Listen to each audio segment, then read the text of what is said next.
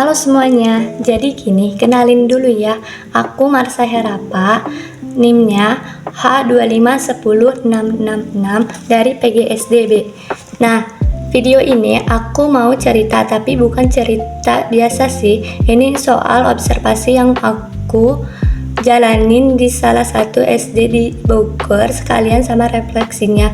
Sekolahnya aku nggak sebutin namanya ya, sengaja biar tetap sesuai etika penelitian gitu. Untungnya sekolah yang aku datengin ini fasilitasnya lumayan. Tiap kelas udah ada proyektor, jadi ya guru nggak cuma modal ceramah doang di depan, bisa nunjukin sesuatu secara visual juga ke anak-anak. Kebetulan tema yang aku ambil soal penggunaan teknologi AI di SD. Waktu itu aku sama beberapa temen ngamatin kelas 4 lagi belajar matematika. Materinya bangun datar, yang ternyata disampaikan pakai proyektor plus metode game based learning, semacam belajar sambil main gitu deh. Di video ini nanti bakal ada beberapa bagian aku share dulu apa yang aku lihat pas observasi, terus masuk ke analisis pakai teori yang udah dipelajari. Habis itu gambaran kalau misal aku yang jadi gurunya bakal ngapain, sama refleksi pribadi aku juga di bagian akhir. Oke, jadi dari observasi kemarin itu yang dibikin aku paling wah itu soal peran gurunya.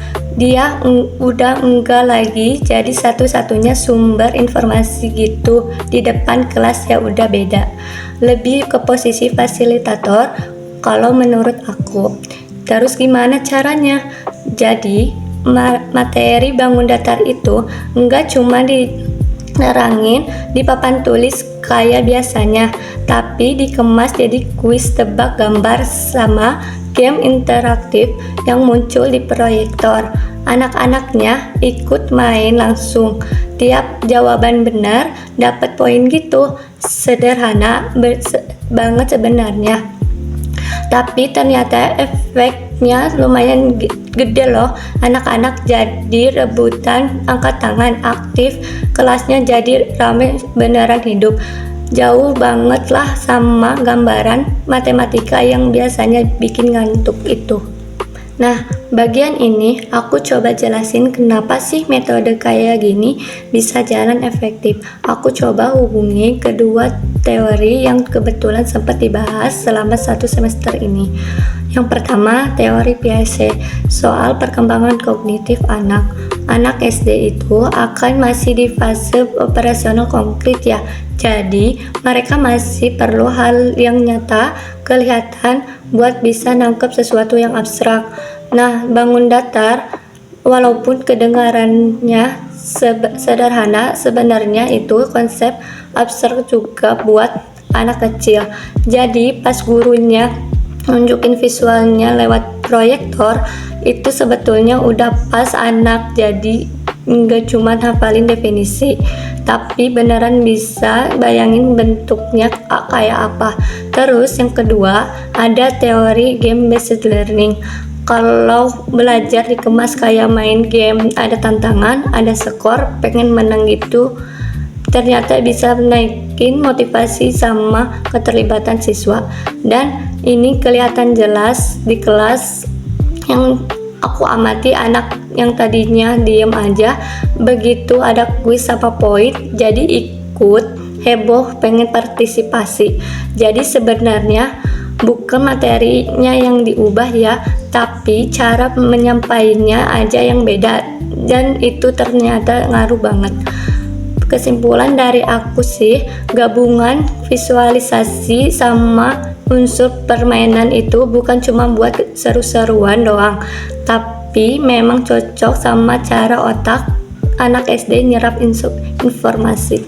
Coba deh bayangin kalau aku yang jadi gurunya, terus ketemu situasi yang mirip materi yang dianggap susah atau bikin anak males belajar. Ada beberapa hal yang aku pikirin mau aku coba.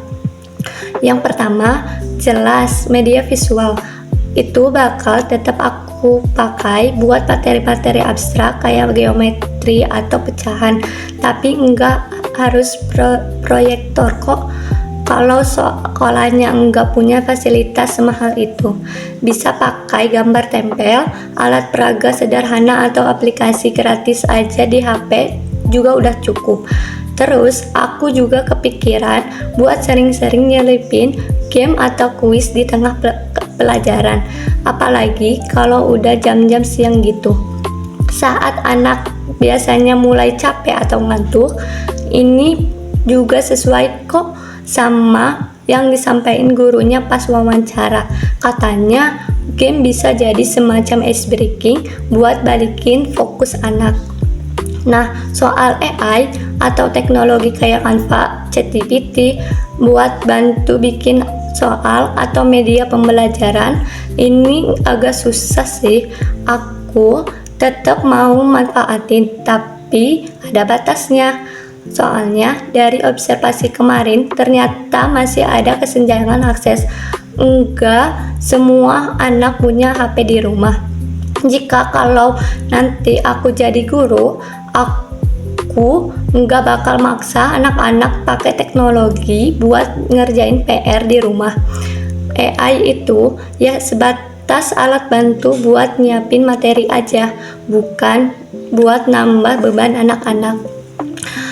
Satu lagi, aku juga pegang prinsip ATM, amati, tiru, modifikasi.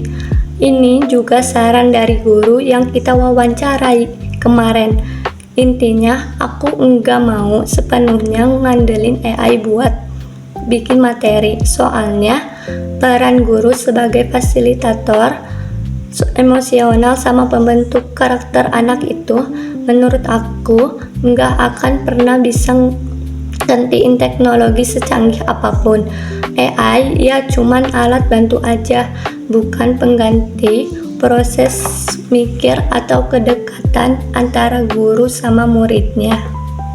Dari pengalaman ini, hal yang paling berharga yang aku dapat mungkin simpelnya gini, metode ngajar yang bagus itu nggak harus ribet atau mahal.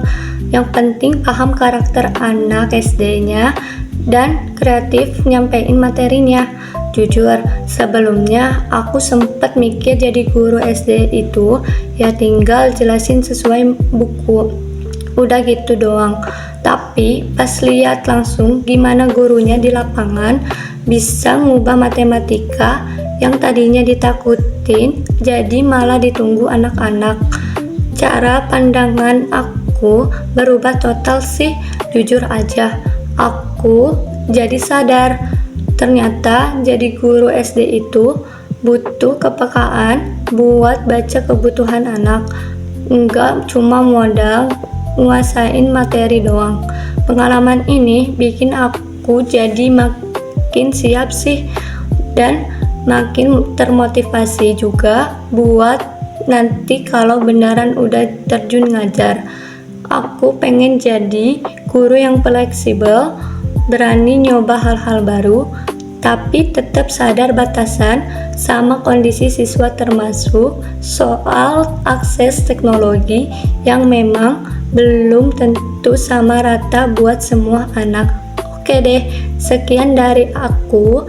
Makasih ya dan nonton dan mendengarkan. See you next time.